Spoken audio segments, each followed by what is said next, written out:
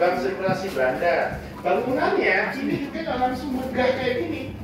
Bangunan ini juga punya tahapan-tahapan rekonstruksi. Nah, awalnya bangunan ini masih sangat sederhana, namanya Binan Hospital. Bekas bangunan Binan Hospital ini kemudian dirubuhkan, diratakan. Di tahun 1910 baru direkonstruksi ulang.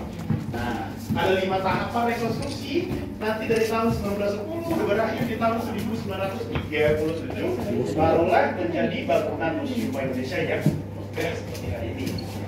Ini sejarahnya panjang sekali Bapak Ibu. Memang kalau untuk depan ini emas batangannya berapa beratnya? 13,5 kg. Kebetulan ini replika. Kalau bisa dijual tapi tidak sesuai dengan emas ya Ibu ya. Kalau emas sendiri kan kalau di pasaran, boleh silakan. 1 gramnya itu sekarang berapa sih? Sekitar 1,3 ya. Kalau misalnya dirupiahkan 13,5 kg berapa? Hampir 14 M ya? 14 M per batang ya, luar biasa ya. Bisa beli apa aja Bapak Ibu? Bisa beli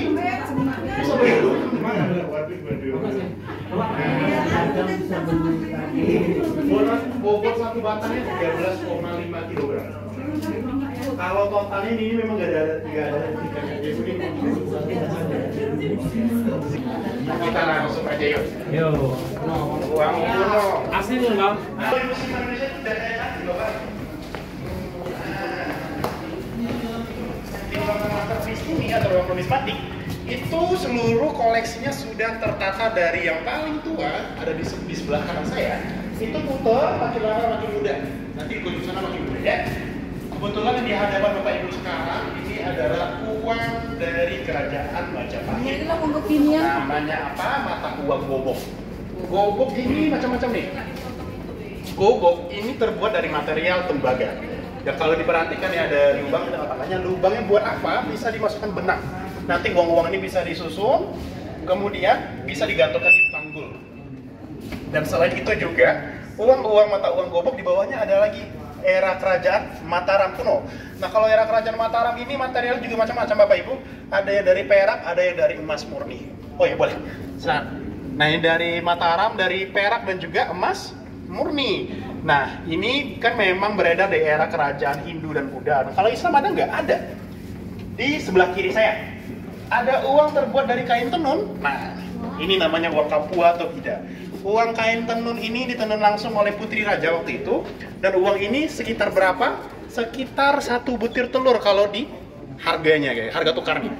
Nah, selain ada uang Kampua, ada uang Bida, di bawah juga ada uang kasa, ada uang gobok juga, dan di bawahnya lagi paling bawah itu ada uang dirham yang beredar di kerajaan Samudra Pasai. Nah, Bapak Ibu mohon maaf, ini dilarang menggunakan flash ya? Iya. Iya, kenapa? Karena nanti uang itu sangat sensitif dengan cahaya terang.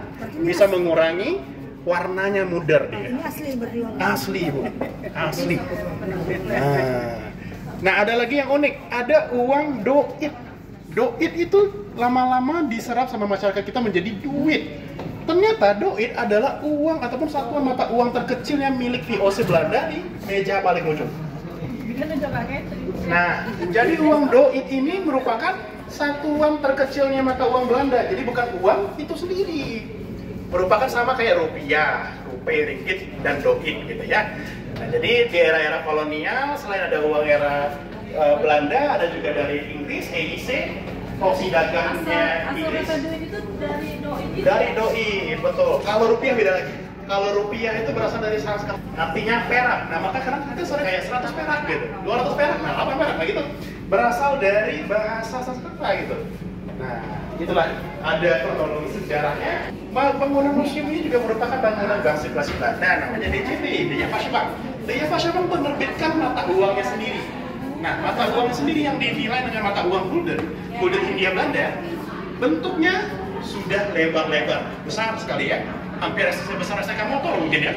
Dan kemudian kalau yang lebih spesial lagi dari selain ukurannya, itu adalah kotak-kotak di atas permukaan mata uangnya. Karena apa? Di dalam kotak-kotak itu ada aturan pelarangan pemalsuan uang-uang berikut dalam 4 bahasa. Bahasa apa aja? Arab Melayu, aksara Jawa kuno, ada bahasa Mandarin, ada juga bahasa Belanda. Nah, ada 4 bahasa yang digunakan sebagai aturan pelarangan pemalsuan uang berikut. Dan kemudian ada lagi macam-macam. Ada uang, tapi beredarnya cuma di satu area saja. Namanya ini uang token perkebunan. Uang token perkebunan ini hadir dalam berbagai macam bentuk dan variasi ya. Ada yang segitiga, lingkaran, dan juga jajaran kencang seperti ini. Dan selain itu juga uang token perkebunan ini memiliki material yang bermacam juga. Ada yang ya. Mulai kapan sampai emisi tahun ini? Lampu yang begini ya. Ini dari bambu. Dan gunanya buat apa Ibu, Bapak? Tujuannya untuk memberi upah para buruh paksa di kebun-kebun milik Belanda dulu.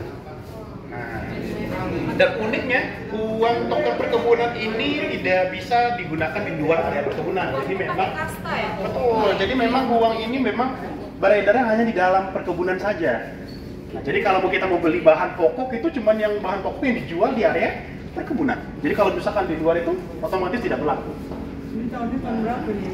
Nah ini di tahun ya 1850-an dan itu dulu masih ada pemberlakuan tanam paksa kalau Telkomsel ya, yang dulu sempat bahkan yang ada kerja rodi juga waktu itu, yang dimana kita bikin jalan raya panjang sekali di Jawa itu dari ujung ke ujung. Nah, jadi memang uang-uang ini ditujukan untuk memberikan upah para buruh paksa di kebun-kebun milik Belanda. Nah kemudian di sini juga macam-macam ada lagi uang yang gambarnya uang wooden Hindia Belanda tapi gambarnya wayang orang, wayang kulit, banyak malah justru budaya kita.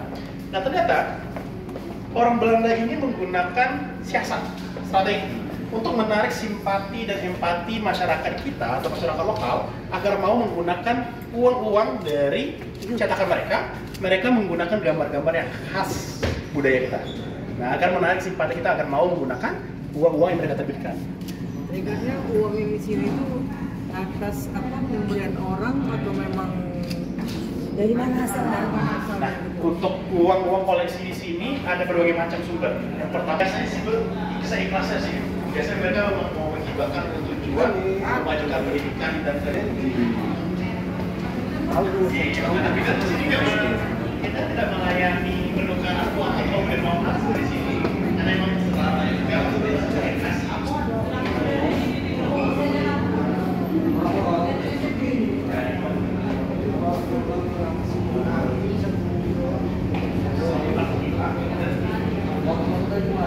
Ya, dari Belanda.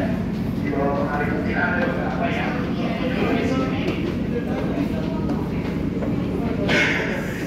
ada lagi misalnya uang ori dan beda ini kan. Nah, ini merupakan uang rupiah kita nih. Ini memang sempat dipolemik. Jadi sekitar tahun 1945 ke 46 kita sedang berkonflik dengan tentara Belanda namanya NICA. Nah, Nika ini datang nggak cuma bawa pasukan, tapi bawa moneter juga, kemampuan uang-uang muda dicetak dan coba disebarluaskan dan mendominasi uang di Indonesia kala itu. Nah, dengan demikian kita berperangnya juga melawan mencetak uang sendiri. Nah, uang rupiah kita namanya itu ORI, uang Republik Indonesia. Uang Republik Indonesia bahkan yang kecilnya dulu ada yang 1 sen, paling kecil ya. Ada yang 1 sen, ada juga 100 rupiah, bahkan sampai 400 rupiah. Uang-uang ori ini menggunakan gambar Bapak Soekarno. Memang tujuannya sebagai ikon pemersatu pergerakan bangsa. Tahun 46 ada, nanti sampai 50. Nah, jadi itu periodenya emisinya dikeluarkan. Dan memang kelemahan dari uang ori sangat sukar diedarkan. Kenapa? Karena beberapa wilayah itu dijaga ketat oleh Belanda. Jadi untuk menyebarkan secara fisik harus bersiap nyawa dulu. Kalau ketahuan menyebarkan uang ori itu bisa berisiko meninggal di tempat. Nah, maka dari itu pemerintah kita menyiasati dengan menerbitkan